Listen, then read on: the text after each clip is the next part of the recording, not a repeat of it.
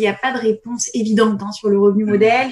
Il faut, à mon avis, le revenu modèle, il est quand même intimement lié à ton ICP, ton Ideal Customer Profile, et à ta value proposition.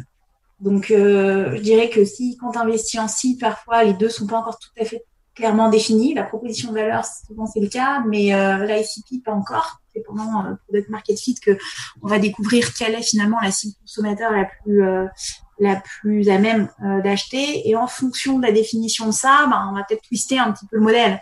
Typiquement, tu vois, si en fait je m'adresse pas à l'entreprise elle-même, mais à un employé de l'entreprise, et que pour commencer à générer ou à commercialiser, je passe par un développeur plutôt que d'aller vendre à l'IT department directement, en espérant que derrière, une fois que j'aurai une grosse communauté de développeurs, je pourrai aller chercher l'IT department. Tu vois, ça va pas être le même revenu modèle, bien sûr, si je m'adresse à de l'enterprise ou si je m'adresse à de l'individual. Donc, dans un cas, ça va probablement être du freemium, alors que dans l'autre cas, ça va être probablement du SaaS B2B, large enterprise classique.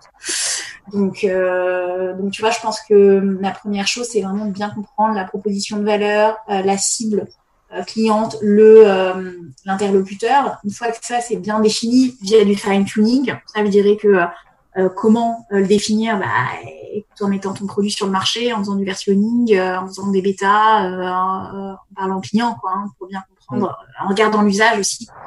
Je pense que les KPI, c'est clé pour déterminer le revenu modèle. Donc, bien traquer l'usage. Et c'est en traquant l'usage, à mon avis, qu'on arrive à déterminer le meilleur revenu modèle.